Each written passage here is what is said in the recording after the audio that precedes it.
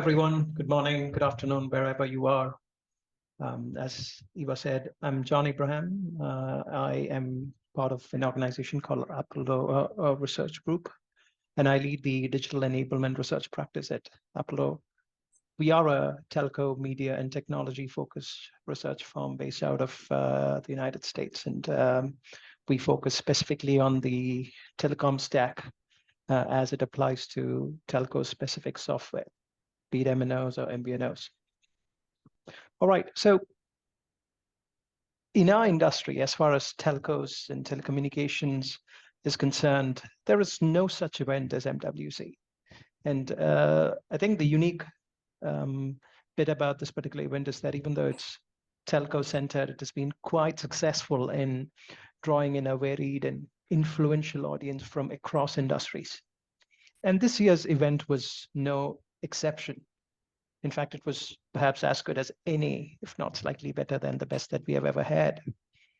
And as part of this event, we have had the usual cycle of, a series of announcements, product launches, new deals announced, partnerships, and so on.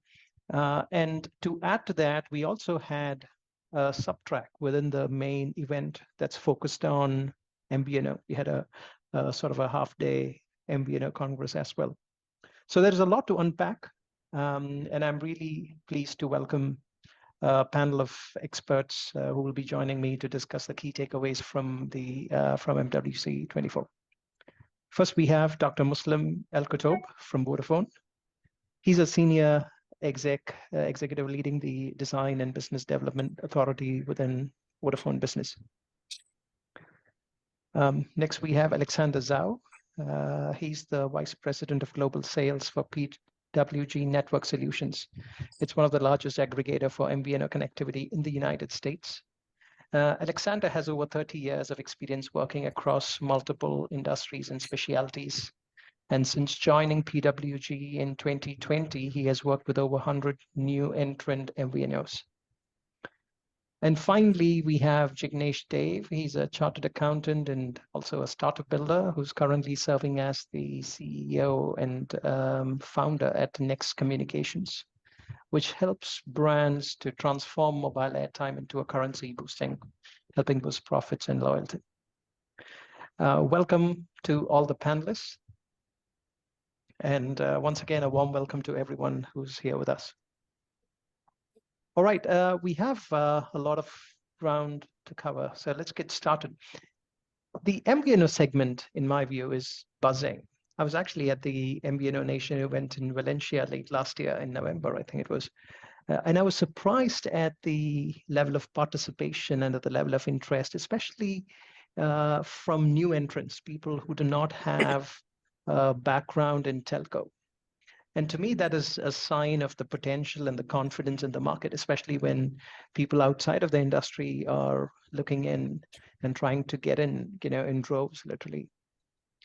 And at the same time, I understand this is quite a fluid segment with a lot changing in a relatively short span of time than we have seen in previous years. So I just want to start, by linking that to what some of my panelists have seen at MWC. So maybe I'll come to you first, Muslim. What are your thoughts on how things have evolved in the MVNO segment, especially over the past 6 months to a year? And the follow-up to that is, did you learn something that you think will impact how you approach your MVNO business? By the way, I just want to put out a caveat. Let's keep the Gen AI discussion for another question because I have kept a separate section on that. But I want to hear about your thoughts, and if possible, that's not Gen AI related. Sure. Thanks for the question, John. And absolutely, I'm a fellow of MVNO Nation, been going to Valencia just as you have, and also going to MWC, so I'm a bit of capturing actually both worlds in a way. And I've seen, let's say, quite some developments. For them, I can group them, if you want, in a twofold manner. So there's a technological evolution part that MVNOs have undergone, or this whole, let's say, ecosystem part. And then there is the business part. So from a technological evolution perspective, I've seen even, let's say, much wider proliferation of this eSIM technology, which is necessary to add more, let's say, flexibility, customization capabilities, etc. So it's been in a couple of sessions ago in the MVNO Nation Live. It was a new topic. Now it's kind of becoming a must and becoming also like a differentiator in their capabilities. Also, one thing which is, from a perspective, the massive, let's say, evolution of machine-to-machine and IoT, the expansion in that. So MVNOs, they are not only focusing on, say, consumer B2C, but they're also going into the IoT machine-to-machine market. I know this because we have at Vodafone the biggest end-to-end platform in the world, GDSP. But we see also our MVNOs and other MVNOs that we don't endorse that are actually growing into the let's say, specified targeted verticals or sectors based on IoT. So they're looking for their niche, and this is also expanding massively. And then there's, of course, the, let's say, if you want to have an edge, even as an MVNO, if you're not only low cost, but you're tailored to a specific category, you're looking for an edge. And that's why you're trying to adopt 5G technology as much as is affordable, as much as it's possible. So this is from the technology side. From the business perspective, of course, the MVNO, let's say, as you have seen, there are many new entrants. So there's a big diversification growth on that segment. And I think that in maybe 5 years' time from now, there will be a two-digit figure growth, maybe 30, 40% CAGR. And also there, let's say, on the ecosystem of MVNOs, there are many micro MVNOs, and there are some partnerships like taking place in this business ocean. So you've seen, for example, in Spain, there was a merger between, let's say, Mas Mobile, which is pure MVNO, with, for example, Orange España. You also have partnerships like, for example, KDDI with Rakuten. So there are some, let's say, M&As going on, because the critical mass sometimes is a key factor for an MVNO to survive or to stay in a longer span. Some of them are, let's say, short-lived ones. And also, I mean, you can see that, for example, on the business side, that there is, let's say, identity finding, let's say, not crisis, but kind of a phenomenon. So MVNOs is trying to excel in some things to find their niche and to stick to it with the reduced churn. So churn is a big concern. So these are quickly the, let's say, takeaways on both sides from my perspective, and not Gen AI. Yeah, well, great. Thanks for that, Muslim. I especially like how you split out the technology from the business layers. In fact, the IoT stack that you referred to, that's something that I want to dig a bit more deeper into, maybe a little bit later. But let me just bring in Alexander and Jignesh. Alexander and Jignesh, you both bring in specialities into, and especially expertise into this, given your background and the type of companies you're working for. Any big takeaways for you that you think is going to influence how you look at the MVNO market? Sure. John, thank you for the question. I just want to also acknowledge we're seeing some of the same things that you mentioned. At PWG, we serve over 200 MVNOs with mobile connectivity to the T-Mobile network in the United States. The vast majority of our MVNOs are MVNO light models, and they come from non-traditional telecom backgrounds. They're very focused on their specific niche. So yes, I do validate your observation from previous that a lot of the growth is coming from the non-traditional entrants without telecom backgrounds. Couple things from Mobile World Congress. There obviously has been a tsunami of buzzwords coming out, and such as Gen AI, which we will talk about later, not now, but also Web3, all digital MVNO. There's fintech, MFS, mobile financial services. But the question is, what does it actually mean?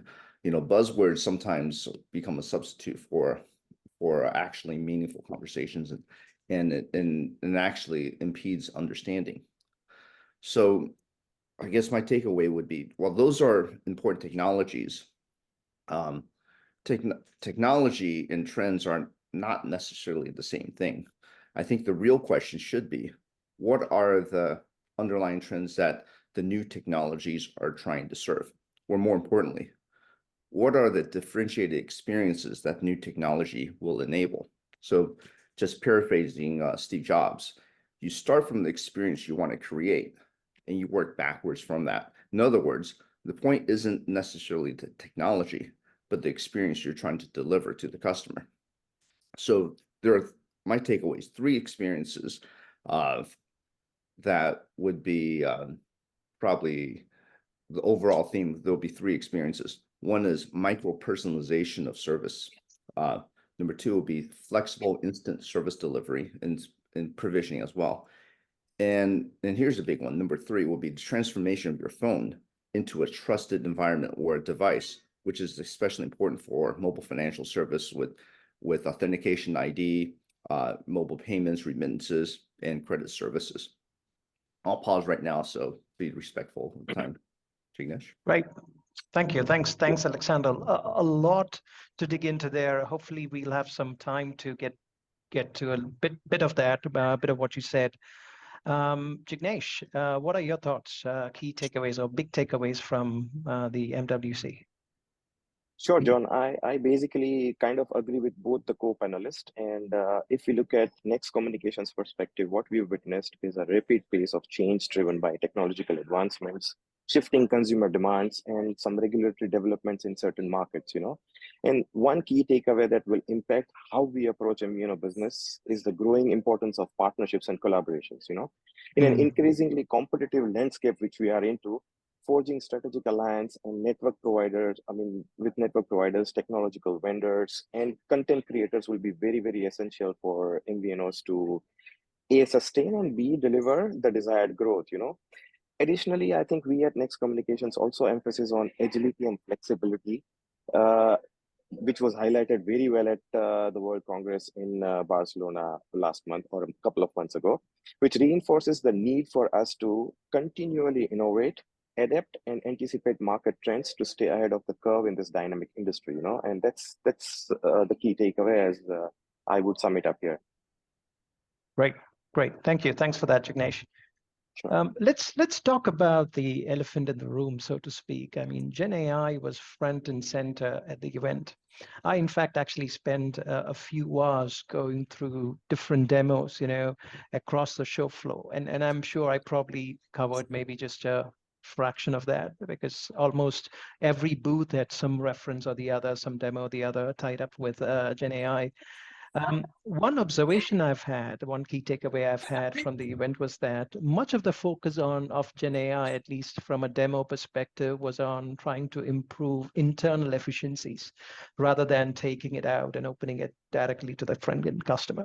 Like, for instance, at the call center, when you get a call, you have Gen AI as a tool that will help improve the call center agents process or the information they have, or maybe to summarize the calls, or maybe as a tool to deflect the call in the first place, and maybe internally to try and measure efficiency, and so on and so forth.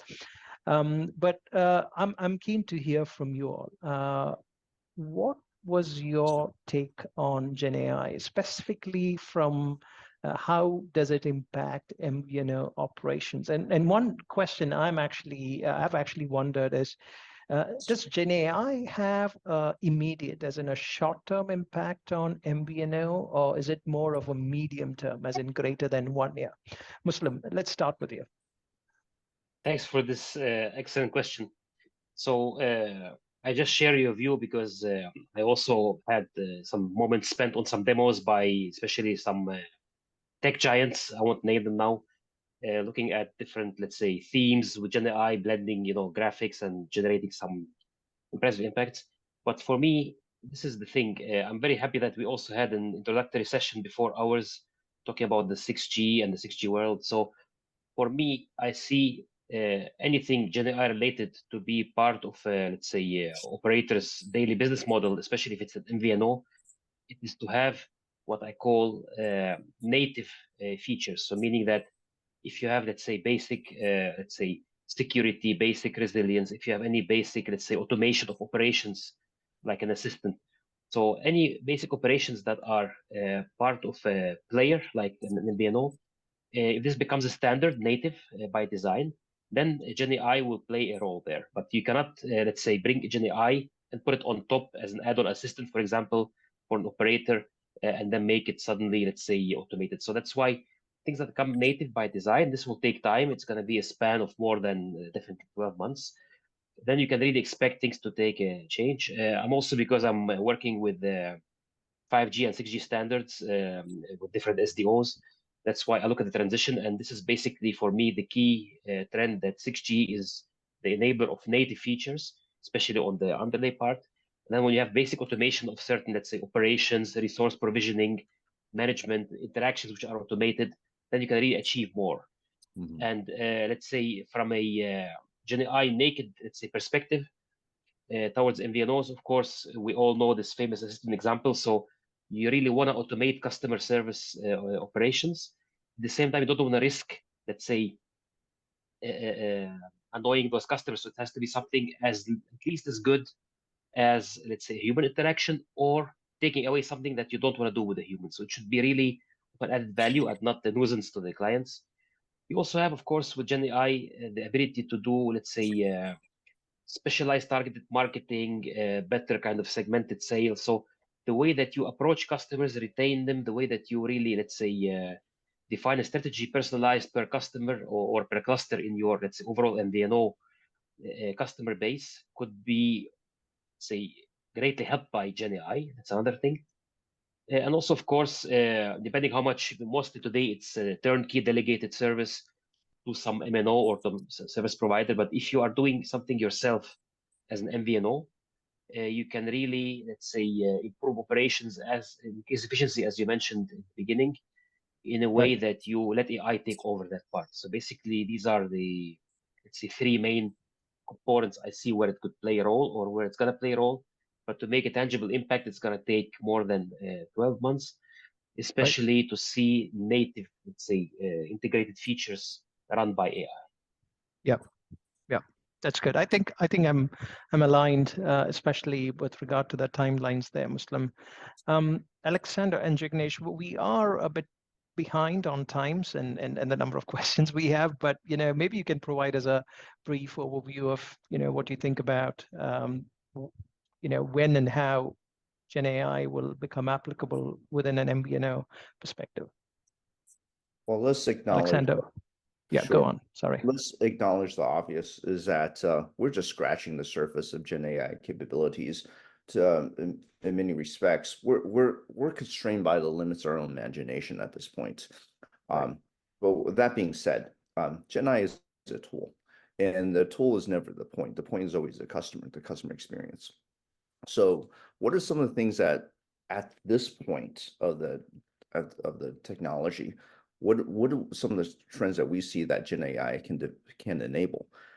Well, as you mentioned from the top, John, there are a lot of new entrants without telco backgrounds. Gen AI will enable a lot of new entrants and reduce the learning curve as they enter the MVNO market.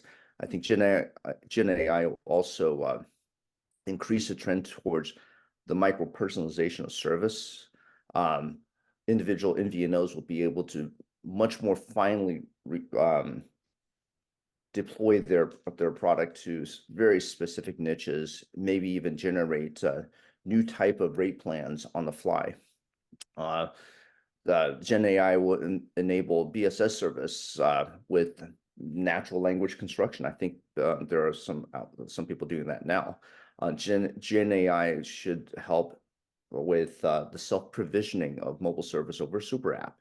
And so on. And maybe Gen AI could also be a big part of mobile financial service as well. And that would be when it's also deployed in conjunction with some Web3 technologies as well. Right. I'll pause here. Great. Jignesh? Yeah, I think, John, I will also agree with Alex as far as the new entrants from non-industry coming into the MVNO field, but we definitely see it as a game changer in terms of MVNO operations. We certainly expect to see MVNOs leveraging predictive analytics to anticipate customer needs, deploying chatbots and virtual assistants, to enhance customer support, and utilizing AI-driven algorithms to optimize network performance, for example, and resource allocation as well, right? So just to sum it up, in over next 12 months, I think we anticipate increased adoption of AI-powered solutions across MVNOs, empowering operators to deliver more personalized experience. I mean, it's all about, as we all are agreeing, that it's all about the end user experience. Streamlining operations and staying ahead of an increasingly competitive market is what I would see as an MVNO. Got it. Got it. I think from my perspective, the reason why I'm a little bit say pessimistic about how quickly Gen AI will be adopted by the MVNO, specifically, at least not in the next 12 months in a big way, partly because there is far too much experimentation going on, and there is not sufficient confidence in opening up Gen AI to the end customer. Not sufficient confidence in the guardrails we have, in the hallucination that we know is a problem and how to manage it and so on. The second issue is one of cost. I've actually looked at some demos where it actually tracks the number of tokens used and relate that to the response. So for a really good, well-rounded response, the number of tokens used is far higher than typically something that's quite basic, and there's a clear cost distinction there.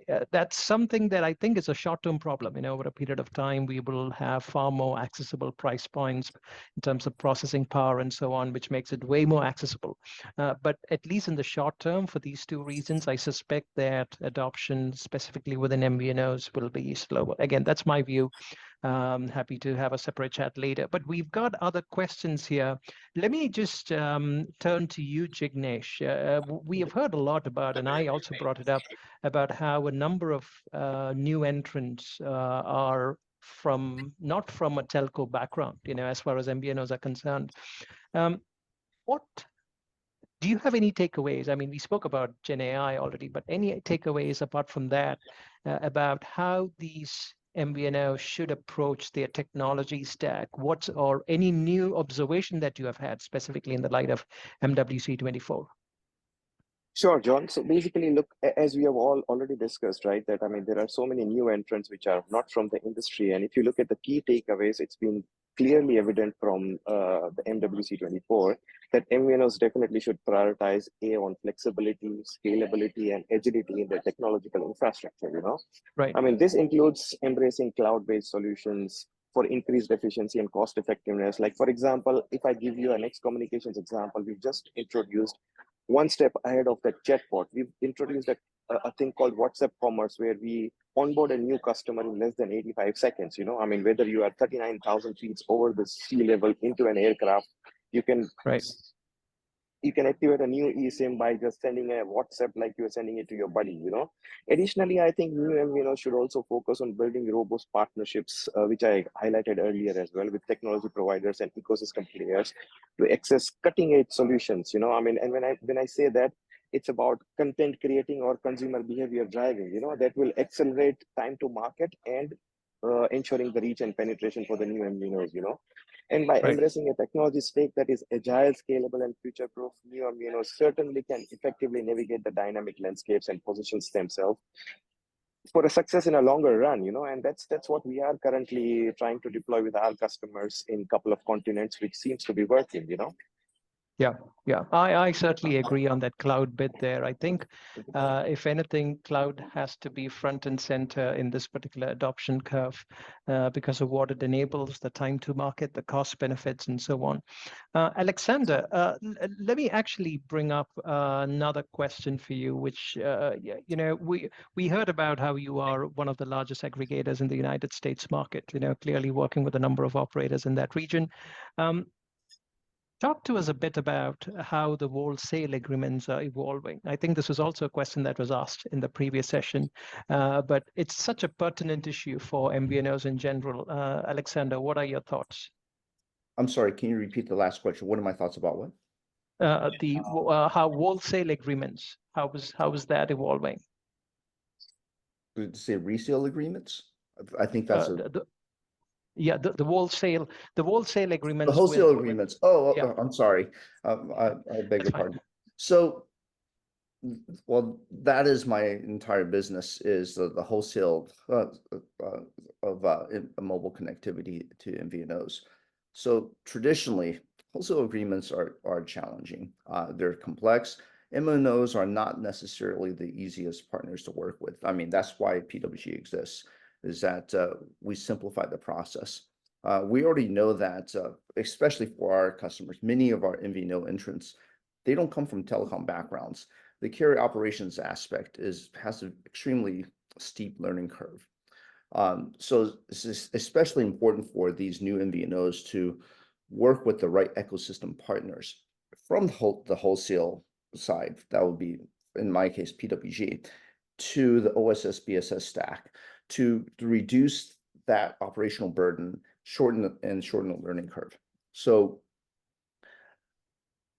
the most important thing is having the right partners who are basically focused on MVNO success. It has to be a very laser focused thing. If there's any kind of lack of focus, you'll definitely see it later on. It'll be a major constraint to growth in terms of having MVNO set up the right way. Mistakes from the beginning will be amplified later to possibly disastrous effect. So in terms of the working with the right wholesale partner means that you don't have to deal with some of the artificial restrictions and constraints that some of the MNOs will provide. For example, if you work with MNO in the United States, they might give you some operating rules, such as you don't go after these kind of customers, or for this, you cannot deploy hotspot unless you have a different type of rate structure, or you cannot you cannot go after enterprise customers, or there's some restrictions on ILD or international roaming. So it's important to make sure that whoever you're working with allows you the flexibility to pursue the market segments you want to pursue without artificial handcuffs or constraints, which are extremely common, at least in the US market. Right. Couple other things. You want to work with a partner that enables super fast deployment of especially MVNO light models. For PWG, we can actually deploy within 10 business days. That's assuming that your operational stack, OSS BSS stack, is ready. You want a partner that can reduce your onboarding costs, your cost of deployment, reduce your committed spending costs, everything from that to your your security deposit, to any kind of prepayment of service. All that has an impact on your cash flow. And for new entrants into the MVNO market, cash flow is a huge deal. Anything that reduces the burden on cash flow in the beginning will pay off in multiples later on. Right. Right. And am I answering your question? No, that's very good. A lot of follow-up questions are popping up, at least in my mind, but I don't think we'll have time for all of that. I actually have some other questions, but let me just bring in Muslim to just hear his perspective. Muslim, we just heard about what's going on in terms of a swath of new entrants, specifically coming from a non-telco background, entering or showing interest in the MVNO space. But you Vodafone specifically sits in a completely separate side of that equation. You have large MNO operations, multiple countries. You already own one of the largest MVNO stacks, specifically related to IoT. So what's your take on how technology is evolving specifically for MVNOs? As in, what is your priorities, as far as the technology stack for your MVNO is concerned? Thank you for this question, and I'll make it actually brief. So I will cover the scope, but still be short so we can cover more stuff. So yes, we are in 26 countries in the world. We are one of the world's largest MNOs. At the same time, we partner with many MVNOs, and we follow what I call an inclusive approach, meaning that we try to empower MVNOs to let them get lifted up. So even if they are, let's say, new entrants and with not a very high bar, we try to help them there. We, let's say, build on two strategies here. One of them is not being a pure, let's say, asset or infrastructure provider, but also to offer them, say, telco basic services in which they can build. So meaning that MVNOs will profit from us as a telco and also as a techco. So as we evolve into the IT space, microservices or some basic, let's say, foundational service setup there. We offer this, and also we build on the say 5G and also our advantageous assets, which we also, let's say, empower with the low entry bar to MVNOs so they can build on that. And that's why with this approach, we try to, let's say, get our stack into many MVNOs to help them with that. And then, let's say, to lower the barriers so that they can really get some traction, and also to be a service provider, not only a telco asset provider. This is the approach in a nutshell that we have. Right. One follow-up question there would be, and I think someone also asked it in one of the chat groups, what or are there any specific capabilities that you are prioritizing, in terms of providing that to your future MVNO customers? Any specific functionalities that MNOs in general needs to prioritize to support future MVNOs? I mean, for us, this is, as we've seen in the panel so far, it's mostly customer driven. So actually, if you have, let's say, with the 5G, the 6G evolution, you have, let's say, different requirements for maybe low latency, like medical applications, telesurgery. You have sometimes massive demand of connectivity, like IoT, for example. So it's always, it's a customer driven per use case or per segment. And that's why we have all these capabilities, but we have to then, let's say, tailor them at an acceptable price towards our MVNOs. So MVNO wants to be specialized, for example, in IoT, for example, for retail. So it needs to be low cost, massive scale capabilities, at the same time have some limited, let's say, resilience. So how to tailor such a, let's say, customized setup and offer it to the MVNO at a price where they can still be competitive. This is the challenge. It's all about customizing and shaping. We can do all of these. We do this for our own direct customers, not only to MVNOs, because we work with different verticals. But then priority comes from the exact business case and use cases behind. And then this defines the customization work that you do. And then, of course, trying to keep always the costs under control. This is the approach that we follow. Right. All right. I think we'll just have time for one more question, and maybe we'll have a little bit of time left over to see if there are any pending Q&As that have not been addressed. And the question, my sort of concluding question for you all is, what in your view is the next big thing for the MVNO segment, and any timeline on when we can expect that? And it could be technology related, maybe it's a business model or GTM related, doesn't matter. But what do you think is something that is considerably interesting that can move the needle for the segment, and maybe some indication of the timeline there? Alexander, let's go with you first here. Some of the trends. Well, we do see, I think one of the trends I talked about was a micro personalization service. I think that is actually indicative of what we're seeing in the market today, which is the explosion of different niches, different MVNOs that are focused on different niches. Every MVNO needs a reason to exist. And if you can't articulate a reason to exist within just a few seconds, you might want to go revisit that again. But once you understand why do you exist, then the next step is, what is your unique value proposition? And then the next step is, what kind of partners can you, capabilities and partners you can work with to deploy these this particular capability for this value proposition to serve this specific niche. So it's not necessarily about the technology. It goes back to the customer experience that you're trying to deliver within the niche that you're trying to serve. And that's just business 101. Yeah, I agree on that personalization, but I think especially in the light of what Gen AI brings to the table, capability-wise, personalization is going to be way more important than even it is today. So I think I agree that's something to watch out for. Jignesh, what are your thoughts? The one thing that you think is worth waiting for, or hopefully coming our way soon? Absolutely. I mean, just to add on what Alex said, right? The next big thing for MVNOs is obviously on three main pillars: convergence of technology, business models, and partnerships to unlock, right? I mean, strategic partnerships could be with network providers, it could be with technological providers or vendors, content providers, and other ecosystem players will be instrumental for driving, in my opinion, as an innovation, expanding new market reach and creating new revenue streams, you know.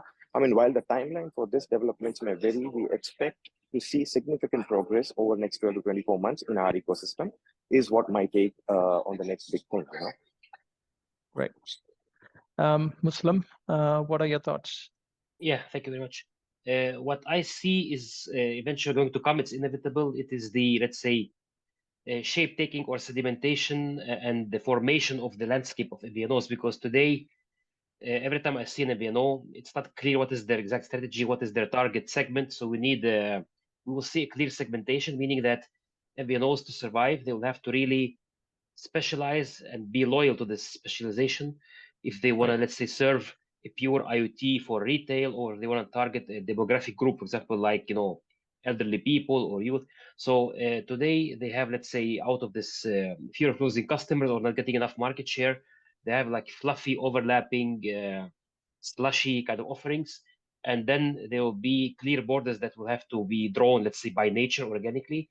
Then you will have a clearly formed, clear scope, strategy determined MVNOs, and this will survive in this, let's say, segregated or let's say aligned form. Otherwise, so far it's still too much overlap. If you have different MVNOs, don't know what is the differentiation.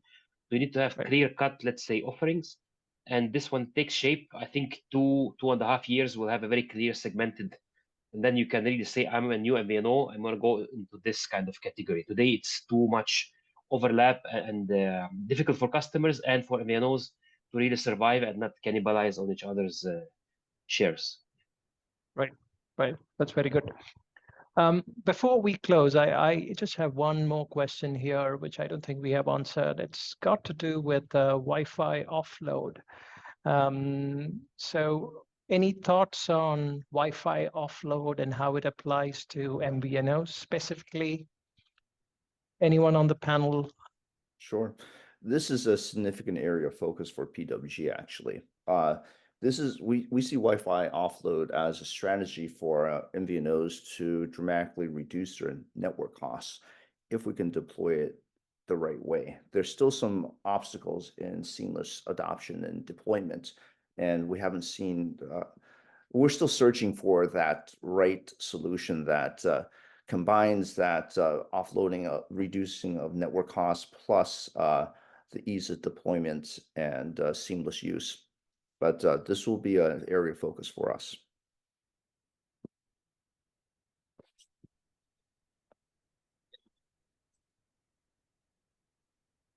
John, I believe you're on mute.